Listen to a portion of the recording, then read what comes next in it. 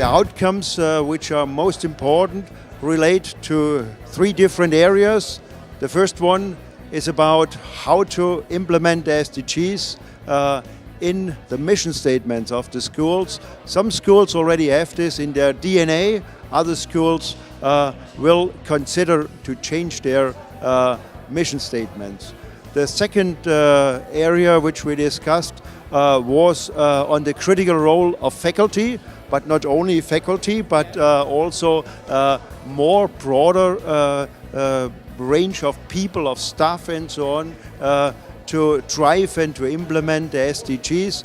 What kind of incentives, what kind of trainings schools are already offering, and what they could do to improve this. And so going forward, we are looking at moving more towards all of us, the partnership part of the SDG achievement. So a lot of these deans and directors, they're doing a lot of I and we part.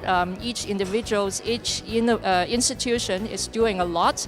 But if we can put all these ideas and make it work together, then the next 10 years of PRME is going to be very hopeful.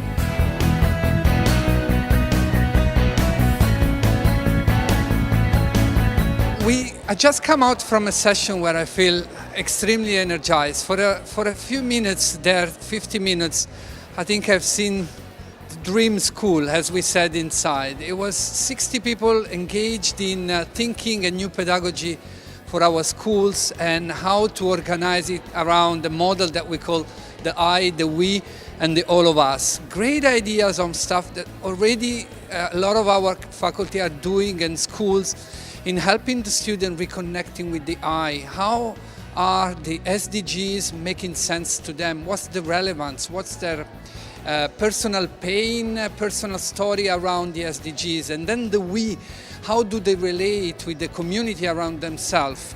What are our faculty doing to help the student learning that connection with the I, with the community, the we, with the stakeholders, their team and their organization? And finally, the all of us dimension.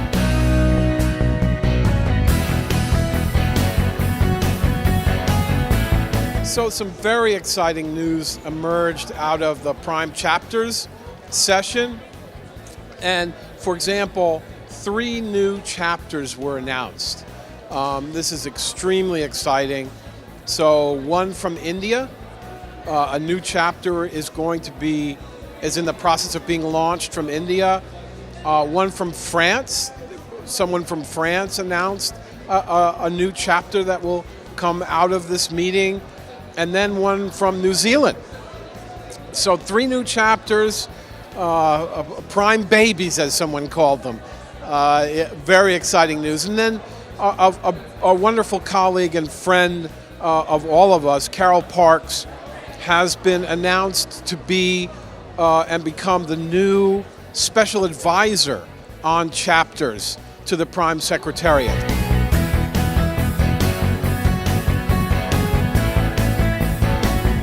When we were looking at these opportunities, we realized that there's a lot of availability for collaboration and a lot of room for the network to expand.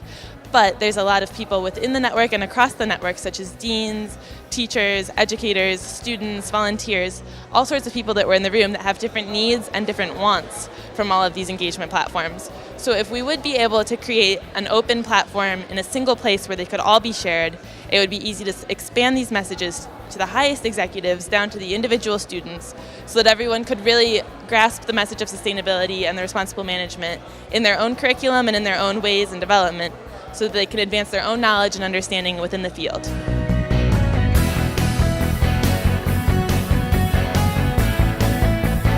What we are trying to do is to coordinate and work together so we're not either replicating each other or going off in totally separate directions, because many of us have similar issues where we're trying to get faculty buy-in to some topics that they're not used to necessarily teaching in business schools. Another key thing is we really don't want to have 17 different working groups for the 17 SDGs, so we're trying to find ways to coordinate and work together so that we can actually cover all the territory, all 17 SDGs, and how to get them incorporated into management education as well as the business world.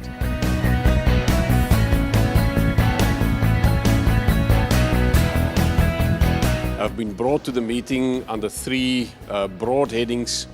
One, external stakeholder conversations. Wonderful projects happening there in terms of the scale and impact that is possible. There was a good example of institutional transformation, work being done in a business school to bring colleagues on board to change the culture. And then there were also examples of curriculum development, and specifically, I think what stood out there was that curriculum development is not only just a teacher-driven activity, but it is also a student-driven activity, or at least we had great examples of how that could become possible.